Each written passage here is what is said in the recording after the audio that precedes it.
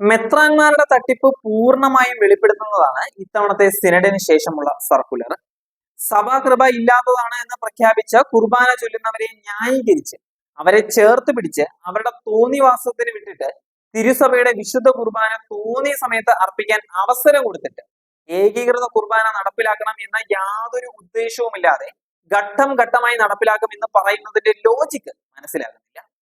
മാർത്തട്ടിൽ പിതാവേ, നിങ്ങൾ ഏകീകൃത കുർബാനയ്ക്ക് പ്രാമുഖ്യം കൊടുത്ത് മറ്റേത് വേണമെങ്കിലും അർപ്പിച്ചോ എന്ന് പറഞ്ഞിരുന്നു എങ്കിൽ അതിന്റെ മാന്യത വളരെയധികം വലുതായിരുന്നു. ഇത് വെറും തട്ടിപ്പാണ്. പരിഹാര ആരാധന അത് അതിലും വലിയ തട്ടിപ്പാണ്. നിങ്ങൾ ആരെയാണ് കബളിപ്പിക്കാൻ ശ്രമിക്കുന്നത്? ദൈവത്തെയാണോ? ആരെയാണ് പ്രീതിപ്പെടുത്താൻ ശ്രമിക്കുന്നത്? മേമോനെയോ?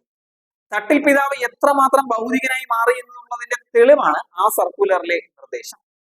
കുർബാന അവഹേളനം മറ്റുള്ളവർക്ക് ഉതവ് ഉണ്ടാക്കിയതിനാലാണ് 12-ന് 1 മണിക്കൂർ പരിഹാര ആരാധന നിർദ്ദേശിച്ചത്.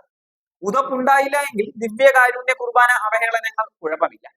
2022-ൽ 34 വൈദികന്മാർ റിലേ കുർബാന ഒരു അപ്പവും വീഞ്ഞും ഉപയോഗിച്ച് വീണ്ടും വീണ്ടും ചൊല്ലിയപ്പോൾ അവരെ കാനൂനിക നിയമങ്ങൾക്ക് വിധേയരാക്കണമെന്ന് ഫ്രാൻസിസ് പാപ്പ ആവശ്യപ്പെട്ടിട്ടും ഒന്നും ചെയ്യാതിരുന്ന മേൽപ്പട്ടക്കാർക്കും മേജറിനും ഒക്കെ ആധ്യാത്മിക കാര്യങ്ങളിലെ വിശ്വാസം എത്രയുണ്ട് എന്ന് സാധാരണ വിശ്വാസികൾക്ക് മനസ്സിലായി.